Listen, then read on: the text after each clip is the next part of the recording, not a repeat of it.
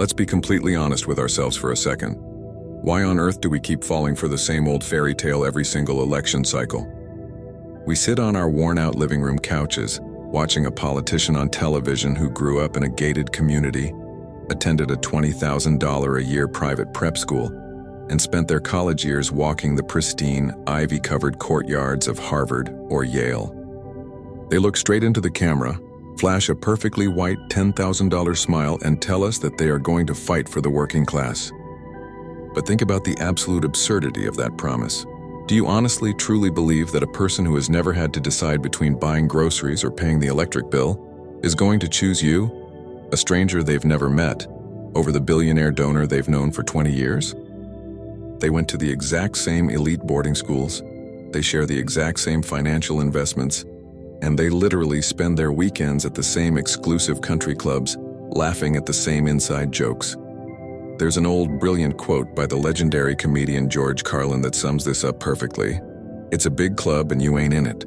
It's like asking a cat to represent the interests of the mice just because the cat wore a little mouse costume during a campaign rally. It makes absolutely no sense. Yet, we buy into the illusion every single time, genuinely believing that these high society leaders share our middle-class struggles. But what about the rare exceptions? What about the brilliant kids from regular working-class neighborhoods who defy all the odds, beat the system, and actually manage to win a full scholarship into these prestigious Ivy League universities? Surely they will stay true to their roots and fight for us once they get into power, right? Well, that is exactly where the trap gets even deeper. And the reality of how these elite universities actually operate might genuinely shock you. See, we love a good underdog story, don't we? We like to think that when a brilliant kid from a regular working-class neighborhood wins a full scholarship to a place like Princeton or Yale, they are going to infiltrate the system like a secret agent and change it from the inside. But that is exactly how the assimilation machine tricks us. The harsh reality is that the system doesn't get changed by these kids. These kids get systematically changed by the system. Think about what actually happens the moment they step onto those pristine campuses. They don't change the minds of the elite billionaires sitting next to them in class. Instead, they are gently nudged, groomed, and systematically pulled into a completely different world. They get invited to exclusive secret societies, offered high-paying summer internships at elite Wall Street firms, and introduced to networks of generational wealth that a regular person can't even begin to imagine. It's like a corporate version of the Matrix. Before they even graduate, their old working-class worries about rent and medical bills are completely erased, replaced by the interests of the upper class. And the elite universities absolutely love this because it gives them the perfect token. They can point to that one successful scholarship student and say, "See? Look at them. The system is completely fair, and anyone can make it in America if they just work hard enough."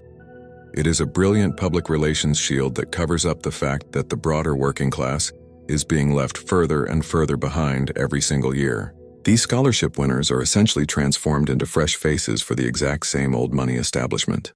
But this whole setup leaves us with a massive, uncomfortable question that the gatekeepers of high society never want to answer. If these elite Ivy League schools are the only true proof of intelligence, qualification, and leadership capability in our society, then what on earth does that say about the rest of the country?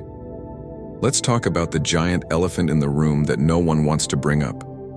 Whenever you criticize this elite political pipeline, mainstream media talking heads immediately rush to the defense of the establishment, saying we need Ivy League graduates because those degrees are the ultimate proof of supreme intelligence and qualification for national leadership. But let's apply a little bit of basic, regular logic to that incredibly arrogant argument. If walking through the golden gates of Harvard or Yale is the only valid proof that a person is smart enough to run a country, then are we all quietly admitting that our entire public school system is just a massive, multi-billion-dollar scam? Think about it for a second.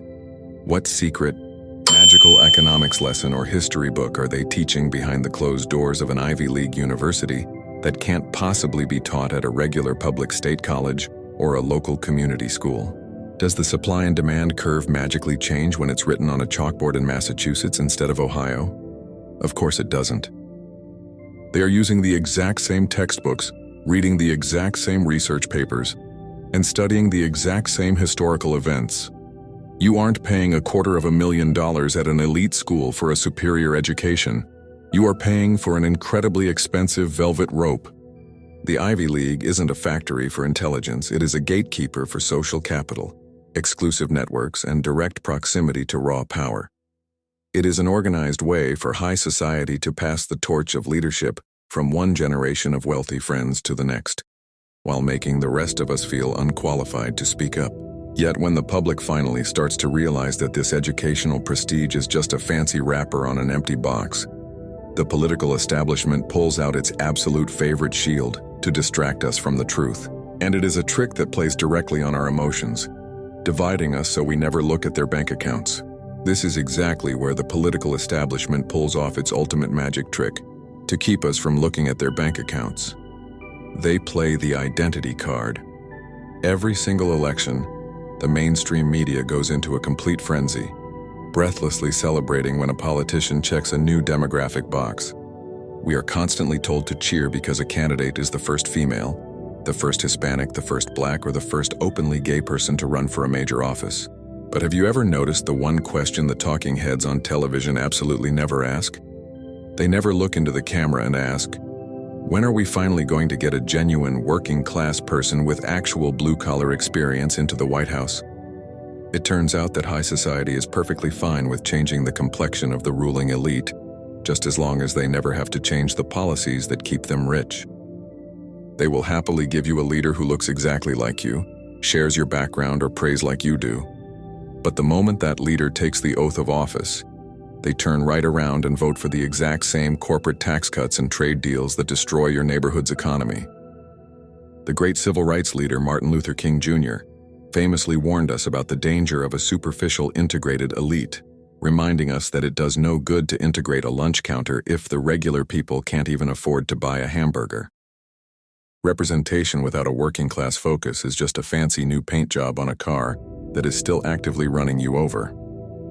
We've spent decades cheering for historic firsts while our rent keeps going up, our healthcare bills keep stacking up, and our local public schools keep losing their funding.